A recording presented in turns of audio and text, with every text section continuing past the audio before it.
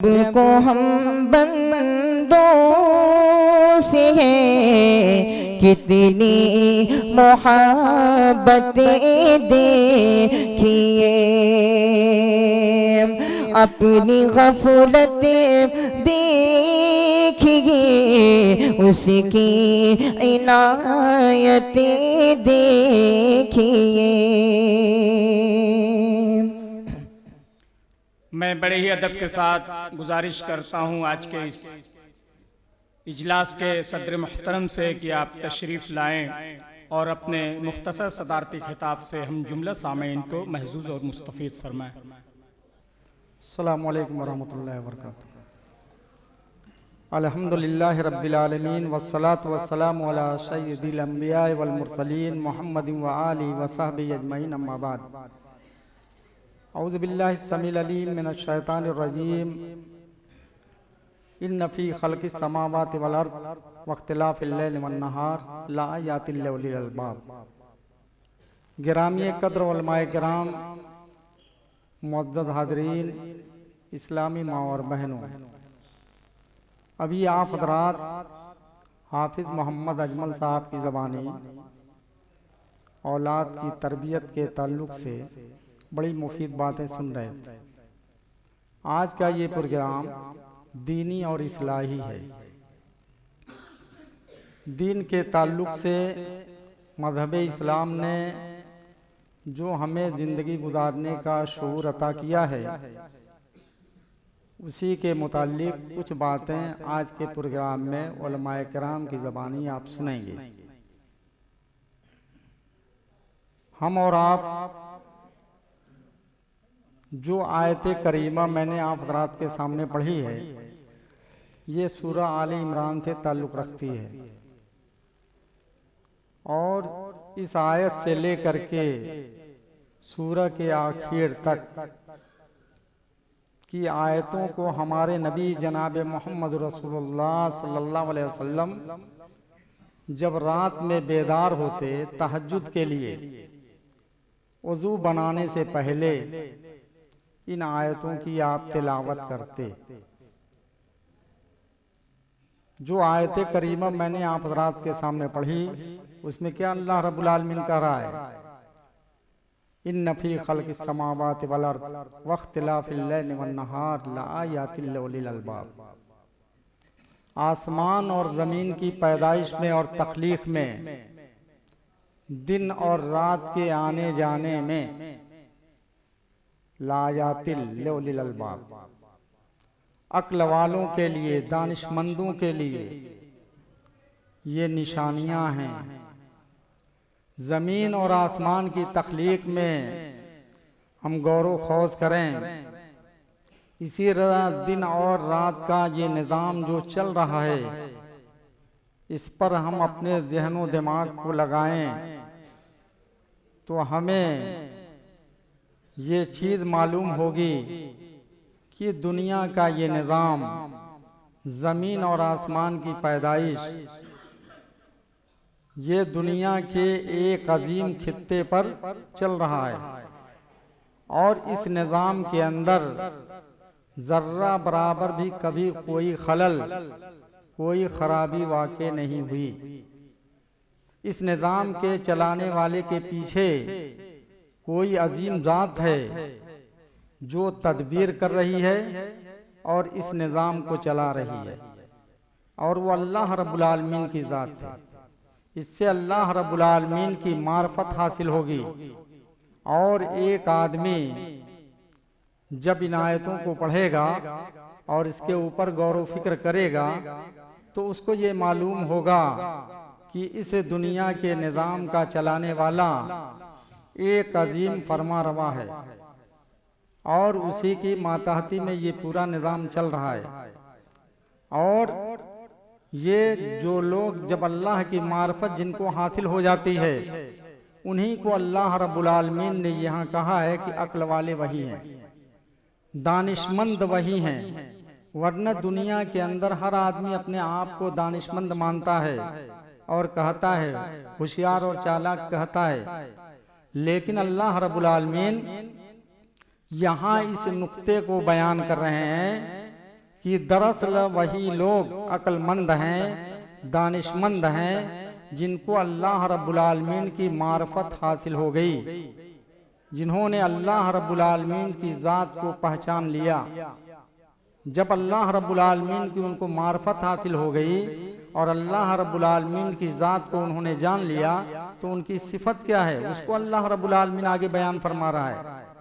अल्लज़ीना यज़्कुरूनल्लाह क़ियामन व क़ुऊदन व अला जुनूबिहिम व यतफ़क्करून फ़ी ख़ल्क़िस समावाति वल अर्ज़, कि जो लोग अल्लाह का जिक्र करते हैं खड़े होकर के, बैठ करके, पहलू पर लेट करके, ज़मीन और आसमान की पैदाइश में वो तदब्बुर करते हैं, गौर फिक्र करते हैं, सोच विचार करते हैं, फिर वो ला मुहाले ये कहते हैं रब्बना मा खलक़्ता हाज़ा बातिला, ऐ हमारे रब तूने इस ज़मीन को, इस दुनिया को बेकार नहीं बनाया है।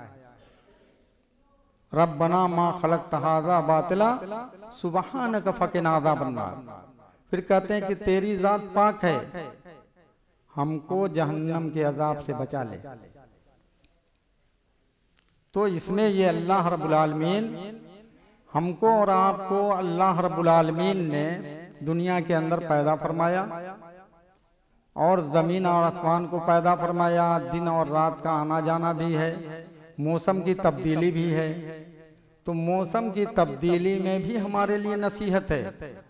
गर्मी का मौसम आता है तो आदमी गर्मी से अपने आप को राहत और आराम पहुंचाने के लिए जो चीज़ें अल्लाह रब्बुल आलमीन ने उनको दुनिया के अंदर नेमत के तौर पर दे रखी है, उसको आदमी इस्तेमाल करता है। पंखा इस्तेमाल करता है, एसी इस्तेमाल करता है, कूलर इस्तेमाल करता है गर्मी से अपने आप को राहत पहुंचाने के लिए। सर्दी का मौसम जब आता है तो इसमें भी एक मुसलमान के लिए इबरत और नसीहत है कि अल्लाह रब्बुल आलमीन ने उसको गर्म बिस्तर अता फरमाया है, गर्म लिबास इस्तेमाल करने के लिए उसको दिया है, ताकि वो अल्लाह की नेमतों को याद करे और अल्लाह रब्बुल आलमीन का शुक्रगुजार बंदा बन करके रहे। दुनिया के अंदर बहुत सारे लोग ऐसे आपको मिलेंगे जिनको न तो गर्म लिबास मुयस्सर है, न गर्म कपड़े उनको दस्तयाब हैं। वो भी इसी खुले आसमान के नीचे जिंदगी गुजारते हैं। ऐसे लोगों की मदद करना, मौसम की तब्दीली में आदमी को इस बात का एहसास होना चाहिए कि हमको अल्लाह रब्बुल आलमीन ने गर्म कपड़ा इस्तेमाल करने का, गर्म कपड़ा हमको दिया है, हम गर्म कपड़ा इस्तेमाल कर रहे हैं। गर्मी सर्दी से बचने के लिए गर्म बिस्तर है। हमारे असलाफ का क्या तरीका था, जब दिन छोटे होते थे और रातें बड़ी होती थी तो कसरत से वो नफली रोज़ा रखते थे और तहज्जुद की नमाज का एहतमाम करते थे, इससे फ़ायदा उठाते थे। हम और आप क्या कर रहे हैं, रात जितनी बड़ी होती है उतना ही ज़्यादा लोग और देर रात तक जागते हैं और फिर उसके बाद गर्म बिस्तर में चले जाते हैं। और गर्म बिस्तर में जब चले जाते हैं तो उनको हय्या अलस सलाह हय्या अलल फलाह की आवाज़ सुनाई नहीं देती। अल्लाह रब्बुल आलमीन का वो जिक्र करने के लिए उठते नहीं हैं। जबकि मोमिनों की ये सिफात बयान की गई है, ततजाफा जुनूबहुम अनिल मज़ाजिअ, कि जब वो अल्लाह की इबादत का वक्त होता है तो अपने नर्म व नाजुक बिस्तर को, अपने गर्म बिस्तर को छोड़ देते हैं और सर्द और ठंडे पानी से वजू करते हैं। अगरचे वो ठंडा पानी उनको नागवार लगता है, लेकिन इसके बावजूद भी वो ठंडा पानी वजू के लिए इस्तेमाल करते हैं और अपने गर्म बिस्तर को छोड़ करके फजर की नमाज के लिए मस्जिद में हाजिर होते हैं, तहज्जुद की नमाज का एहतमाम करते हैं। हमारा और आपका हाल क्या है? समाज और मुआशरे के अंदर दिन ब दिन खराबी बढ़ती जा रही है। बल्कि सबसे बड़ी खराबी यह है कि मुसलमानों की एक बहुत बड़ी जमात, उसमें नौजवान भी हैं, बच्चे भी हैं, अधेड़े उनके भी हैं, कुछ बूढ़े भी हैं, जो देर रात तक बैठे रहते हैं, बिना वजह अपना वक्त ज़ाय और बर्बाद करते हैं, अपना वक्त ज़ाय और बर्बाद करते हैं।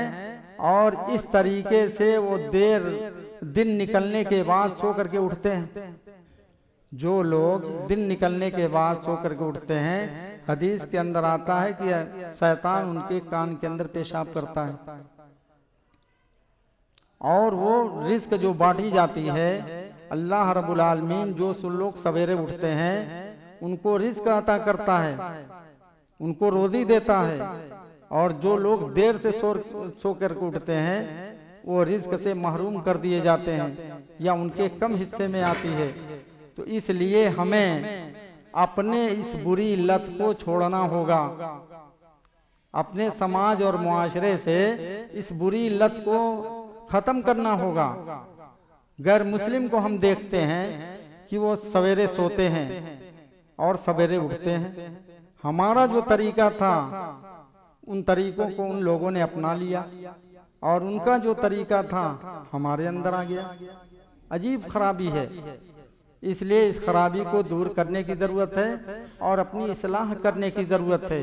ये इस्लाही प्रोग्राम है, आप आए हैं जो कुछ सुने अपनी जिंदगी के अंदर उसको बरतें, उसके मुताबिक अपनी तब्दीली लाएं, अपने समाज और मुआशरे की इस्लाह करें। हर आदमी अपनी इस्लाह कर ले, समाज और मुआशरे की इस्लाह हो जाएगी, समाज और मुआशरे की इस्लाह हो जाएगी। एक समाज ऐसा बनेगा जो पाकीज़ा होगा, साफ सुथरा होगा और बुराई बराए नाम होगी।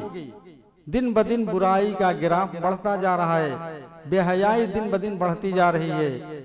इसकी रोक और थाम के लिए कोशिशें की जा रही हैं, उलमाए किराम की तकरीरें हो रही हैं, प्रोग्राम मुनक्किद किए जा रहे हैं। ये चंद नौजवानों की कोशिश है। उन नौजवानों ने हम और आपको ये मौका अता फरमाया, उनके दिलों के अंदर अल्लाह रब्बुल आलमीन ने ये जज्बा पैदा किया कि दीनी प्रोग्राम कराया जाए, लोगों को दीन की बातें बताई जाएं और सुनाई जाएं, ताकि समाज और मुआशरे से खराबियों का खात्मा हो, समाज और मुआशरे की इस्लाह हो। अल्लाह रब्बुल आलमीन से हमारी ये दुआ है उन नौजवानों के हक में और मुस्लिम तमाम नौजवानों के हक में ये दुआ है कि अल्लाह रब्बुल आलमीन हमारे मुस्लिम नौजवानों की तू इस्लाह फरमा दे, उनको सही रास्ते पर लगा दे, दीन और शरीयत का उनसे काम ले और गलत कामों से उनकी हिफाजत फरमाए, ताकि हमारे समाज और मुआशरे की इस्लाह हो सके। अल्लाह रब्बुल आलमीन जिन लोगों ने ये प्रोग्राम मुनक्किद किया है और दामे दिर में किसी तरीके का इसमें ताउन फरमाया है, अल्लाह रब्बुल आलमीन उनकी कोशिशों को तो कबूल फरमाए और उनके नजात का जरिया बना दे और उनको दुनिया और आखिरत के अंदर इसका बेहतरीन सिला नसीब फरमाए।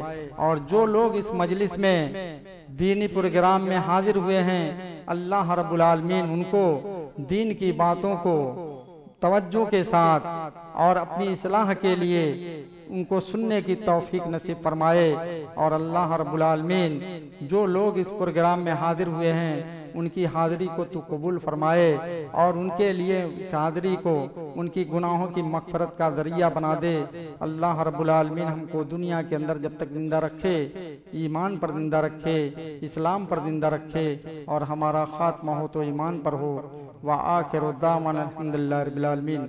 वस्सलामु अलैकुम व रहमतुल्लाह। जज़ाकुमुल्लाह हसनल जज़ा।